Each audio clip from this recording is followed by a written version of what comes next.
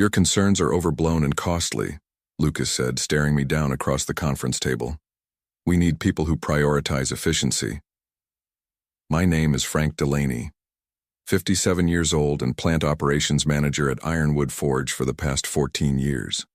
Before that, I spent 21 years working my way up from the factory floor in Akron, Ohio. I knew every machine, every safety protocol, and every shortcut that could cost a man his fingers, or worse. Lucas Wynn had been CEO for exactly 7 months, brought in by the board to streamline operations and maximize shareholder value.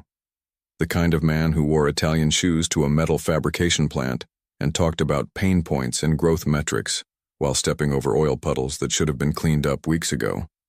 The first red flag came when he canceled our quarterly safety training. "A full day of production lost," he called it. Then maintenance schedules became flexible. Parts replacements were delayed.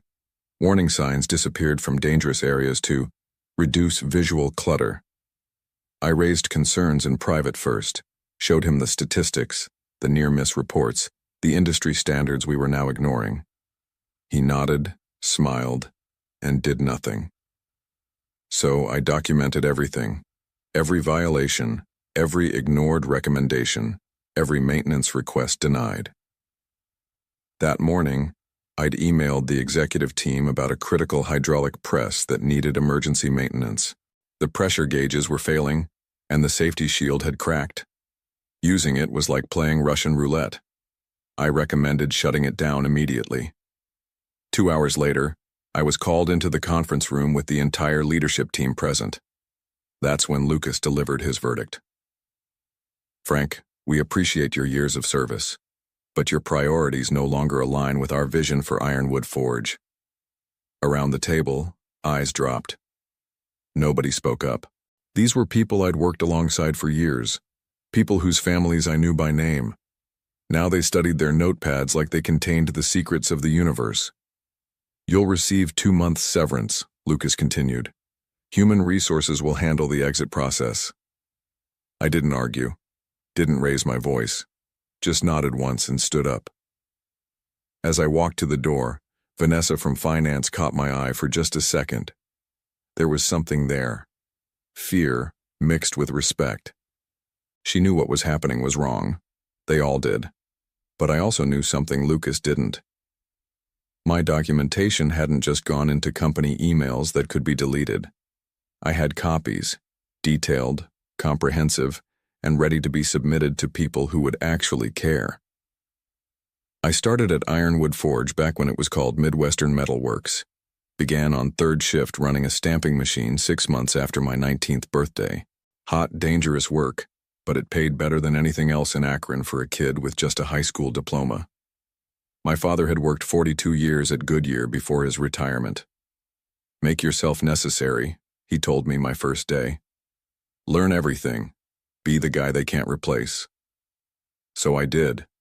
Learned every machine. Took night classes in industrial engineering. Volunteered for the safety committee because nobody else wanted it. By my 15th year, I was floor supervisor. By my 21st, operations manager for the whole plant. 350 people reported up to me. I knew their strengths, their weaknesses, which ones needed a firm hand, and which ones worked better with encouragement. My wife Elaine used to tease me. "You care more about those machines than our own kitchen appliances." Maybe she was right. Our dishwasher had been making a grinding noise for 6 months. But at work, I knew that a grinding noise could mean someone losing a hand by the end of the shift. When Old Man Winters ran the company, safety was priority 1. "Production targets don't matter if someone doesn't go home to their family," he'd say. The safety record was posted at the entrance every month, and bonuses were tied to keeping accident rates low. After he retired, Ironwood drifted through 3 different ownership groups in 10 years, each one a little less connected to the work we actually did, each one a little more focused on quarterly numbers. Lucas was just the latest and worst in that progression. The first time we met, he asked how quickly we could double production. I told him we'd need to hire more people and maybe add another shift. He frowned like I'd insulted him. "What about just running the machines harder?" he asked. Warning bells went off in my head right there. But I tried. God knows I tried to make him understand how things worked on the floor. For months, I watched the small changes pile up. Maintenance intervals stretched. Safety equipment became optional. Experienced workers who raised concerns were the first to be let go when Lucas started his efficiency layoffs. I still remembered Tommy Wilson, 26 years with the company, finding me in the parking lot the day after he was cut. "You're the only one left who remembers how things should be, Frank," he said. "Don't let them turn that place into a death trap." I promised him I wouldn't. Now I was walking to my office to clean out my desk, that promise still echoing in my ears. Human Resources gave me 30 minutes to collect my things. Cheryl from HR stood awkwardly by the door while I emptied my desk. We'd worked together for 12 years. Now she couldn't meet my eyes. "I need your keys and badge," she said finally, "and you'll need to sign these." She slid termination papers across the desk. I signed without reading them. What was the point? My career at Ironwood was over either way. As I was packing the last of my personal items, a coffee mug my daughter made in high school ceramics class, a few family photos, Terry Baker from maintenance appeared in the doorway. Cheryl stepped outside to give us a minute. "This is wrong, Frank," Terry whispered. "Everyone knows it."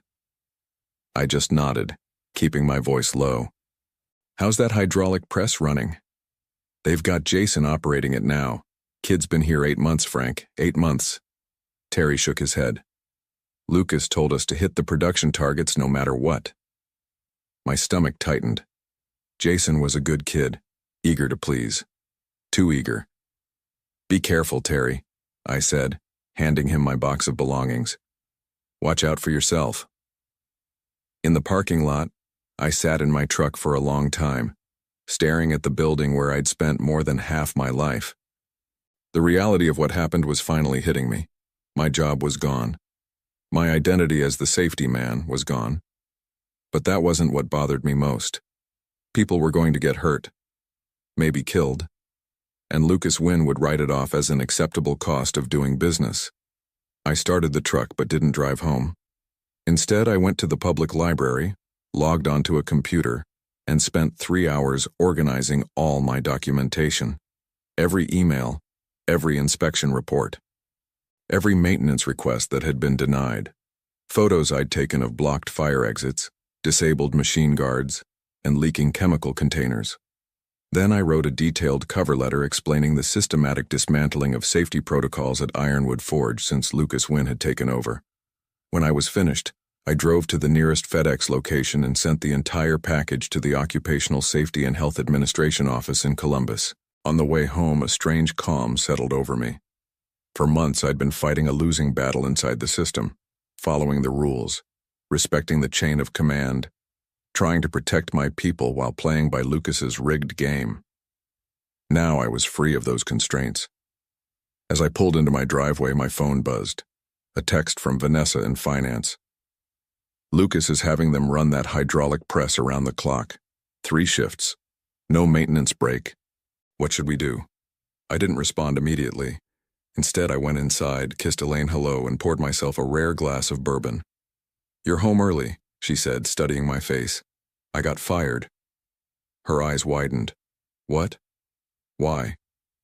"For doing my job," I said, taking a slow sip. "But I'm not finished yet." I picked up my phone and texted Vanessa back. "Document everything. I've got a plan." 3 days later, I got a call from Patricia Simmons at OSHA.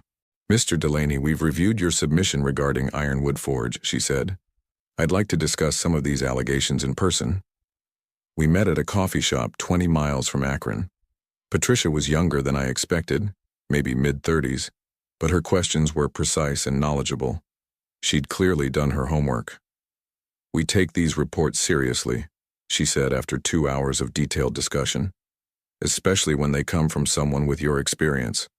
But you should know that Ironwood has a spotless official record." "Of course they do," I said. "Lucas has been falsifying the internal accident reports, paying off minor injuries out of petty cash, threatening people's jobs if they complain."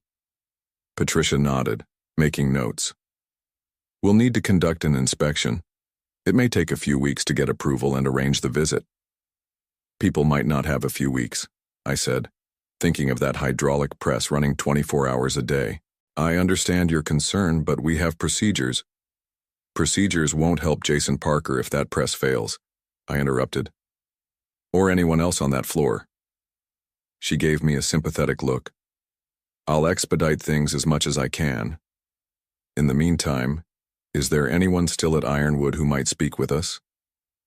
I thought about it. Maybe. But they'd be risking their jobs. After Patricia left, I sat there feeling the weight of time pressing down. Bureaucracy moved slowly. Industrial accidents happened in an instant. That evening I called Terry Baker. "How's it looking in there?" I asked when he answered. "Bad, Frank. Really bad." His voice was low, like he was afraid of being overheard. "That press is making noises I've never heard before. Lucas has got 3 temps running it who barely know which button turns it on. I tried to show them proper procedures, and he pulled me aside, said if I didn't get with the program, I'd be next. OSHA's going to inspect, I told him, but it might take weeks." The silence on the line told me everything.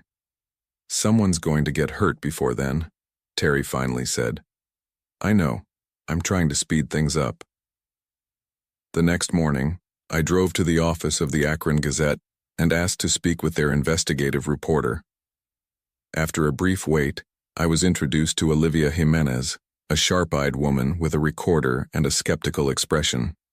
"So you're claiming unsafe conditions at Ironwood Forge?" she asked after I'd given her the outline of my story. "I'm not claiming anything," I said. "I've got documentation."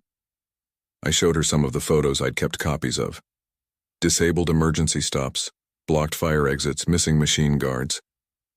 "This could be any factory anywhere," she said. "How do I know it's Ironwood?" "Because I worked there for 35 years until they fired me for complaining about these exact issues." Her eyes narrowed. "So this is about revenge?" "This is about preventing funerals," I countered. "Run the story or don't. But if someone dies in that plant while you're deciding, how will you feel?" Olivia studied me for a long moment. "I need more than just your word. Are there current employees who would verify these conditions?" Before I could answer, my phone rang. It was Vanessa. "Frank," she said, her voice shaking. "There's been an accident.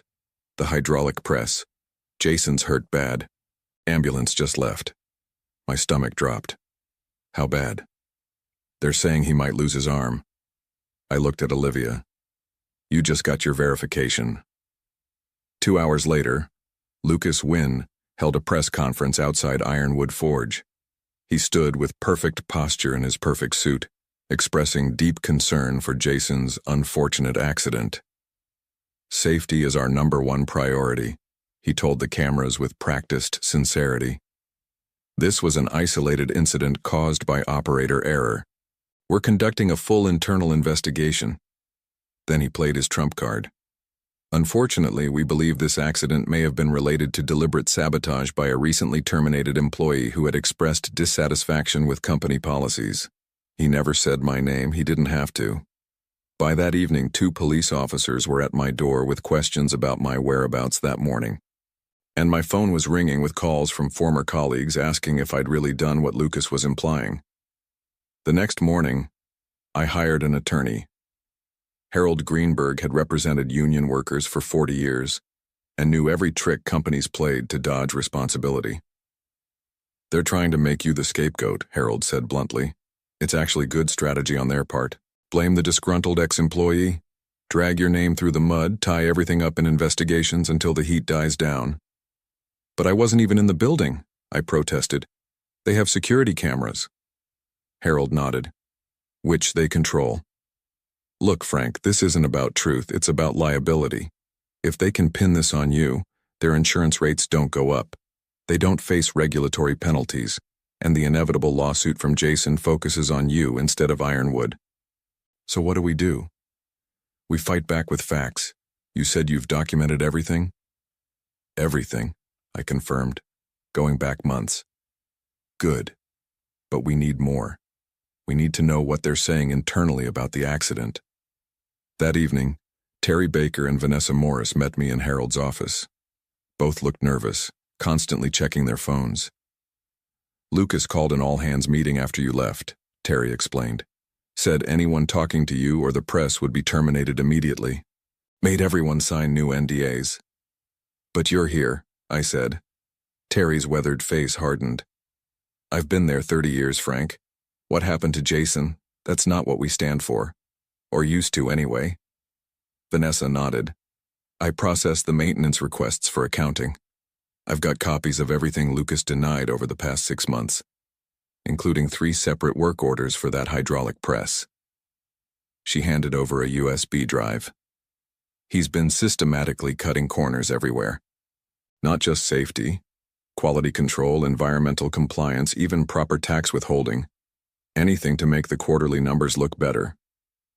Harold reviewed the files while we talked. When he looked up, his expression was grim. "This goes beyond negligence," he said. "This is willful endangerment, but it still doesn't prove Frank wasn't involved in the accident." "Maybe this will help," Terry said, pulling out his phone. "I recorded the safety training, or lack thereof, that Lucas gave the temps before putting them on the press. The recording was short. Lucas essentially showed them the power button and the emergency stop, then told them production targets for the shift.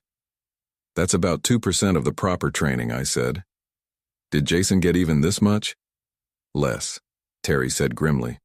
"Lucas told him to figure it out and walked away." Harold was furious. "This is completely illegal. Those workers should have had OSHA-mandated training, proper supervision, everything." "That's not all," Vanessa said quietly. "I found something in the company emails yesterday. Lucas knew that press was dangerous. The manufacturer's rep inspected it last month and officially recommended taking it offline until repairs could be made." She pulled up an email on her phone. Lucas's response to the recommendation was brief. "Too expensive. Find workarounds." The room fell silent as the full picture emerged. This wasn't just cost-cutting or ignorance. Lucas had knowingly put workers on dangerous equipment after being explicitly warned of the risks. "He buried the inspection report," Vanessa continued. "It never even made it to the maintenance department." I thought about Jason, 23 years old, lying in a hospital bed, possibly facing life without his arm, all because Lucas Wynn wanted to hit his quarterly targets. "So what's our next move?" I asked Harold. He gathered the evidence we'd collected. "First, we clear your name. Then we make sure Ironwood, and Lucas personally, face the consequences." Terry's phone buzzed. He looked at it, and his face went pale. "What is it?" I asked. "OSHA just showed up at the plant," he said. "Surprise inspection. Lucas is losing his mind." For the first time since I'd been fired, I smiled. Perfect timing. The OSHA inspection of Ironwood Forge lasted 3 days. Patricia Simmons led a team of 6 inspectors who documented over 78 serious violations.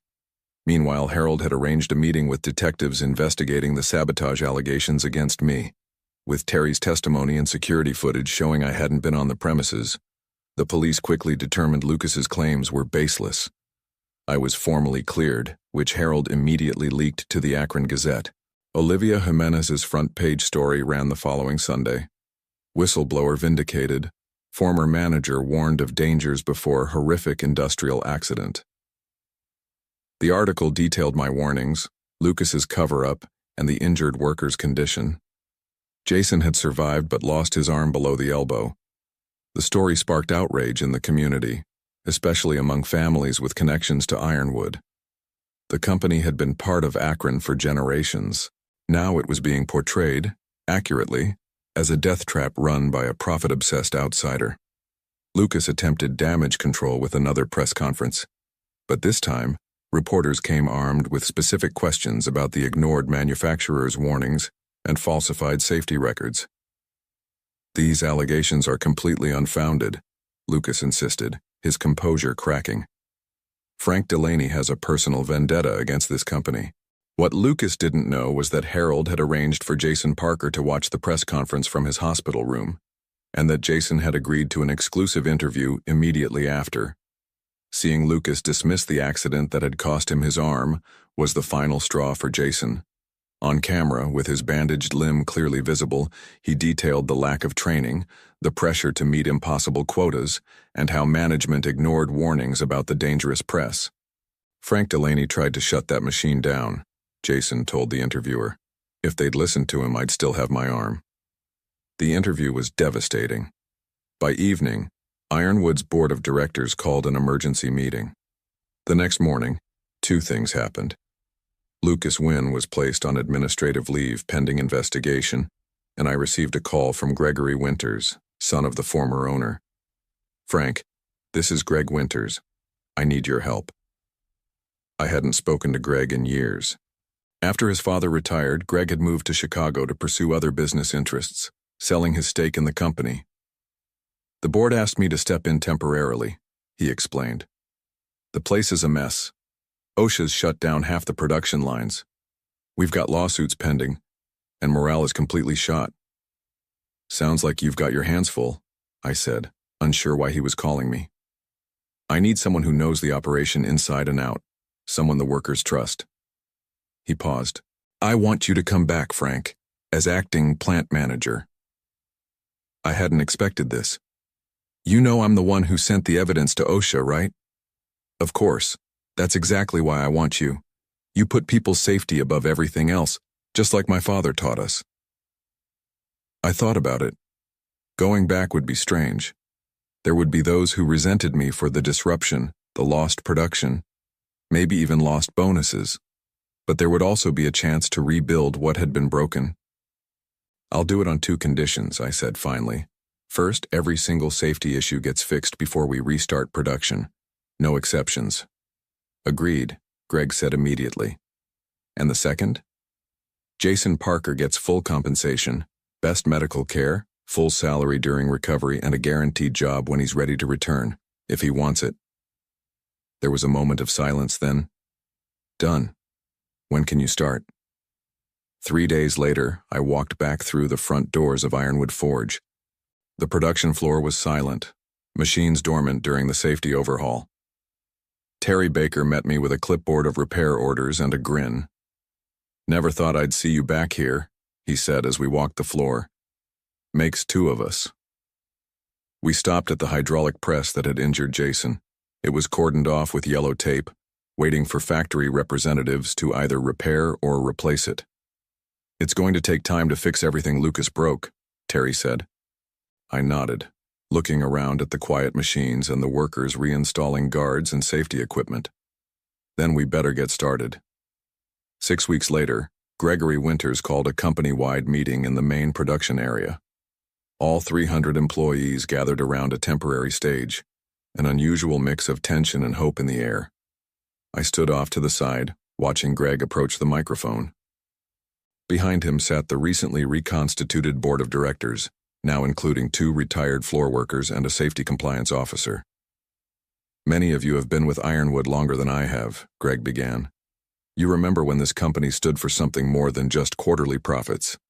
Today we begin to restore that legacy. He announced a complete restructuring of the company, new safety protocols, increased maintenance budgets, a bonus system tied to both production goals and safety metrics, and a worker representation committee with actual authority. Then Greg paused, his expression hardening. As for the recent leadership that betrayed your trust, I have an update. This morning the board voted unanimously to terminate Lucas Wynn for cause. Additionally, based on evidence of willful negligence, we are cooperating fully with the district attorney's office as they pursue criminal charges. A murmur ran through the crowd. One final announcement, Greg said. From now on, Ironwood Forge will have a new position, Director of Operational Safety and Compliance. This person will have final authority over any decision affecting worker safety, with direct report to the board. Greg gestured toward me. Frank Delaney has agreed to accept this position, effective immediately. The silence broke into applause. Not polite corporate applause, but the genuine appreciation of working people who understood what had been at stake. As I stepped forward, I caught sight of Jason Parker at the back of the room. His left sleeve was pinned up, but he was smiling. He gave me a nod. one that carried both forgiveness and gratitude. I nodded back, then turned to address my colleagues. 3 months after returning to Ironwood, I drove to the county courthouse for Lucas Wynn's arraignment. He faced multiple charges, including criminal negligence resulting in serious bodily injury. I didn't need to be there. The case would proceed with or without my presence, but something in me needed to see it through to the end. Lucas looked smaller somehow in his expensive suit standing before the judge. When he turned and saw me in the gallery, his face flushed with anger. I just watched impassively as he pleaded not guilty and was released on bail. Outside the courthouse, Lucas approached me in the parking lot. "Happy now, Frank?" he demanded. "You've destroyed my career over one accident." "It wasn't just one accident," I replied calmly. "It was a disaster waiting to happen. You knew the risks and chose profit anyway." "That's business," he said dismissively. "No, that's criminal." I turned to leave. "I'll beat these charges," he called after me, "and then I'll sue you for everything you've got." I didn't bother responding. Some men never learn. The following weekend, I visited Jason at his apartment. He was adapting to his prosthetic arm, determined to return to work after completing physical therapy. We sat on his balcony drinking iced tea. "I've been meaning to ask you something," Jason said. "You could have just walked away, found another job. Why'd you fight so hard?" I thought about it. Because some things matter more than a paycheck. When you see something wrong, really wrong, you've got two choices. Look the other way or do something about it. Jason nodded. "Well, I'm glad you did something." As I drove home that evening, I felt a peace I hadn't known in a long time. Ironwood was running safely again. Production numbers were actually up due to better maintenance and morale, and I was doing work that mattered. Sometimes standing your ground means walking away first, but that doesn't mean you're finished.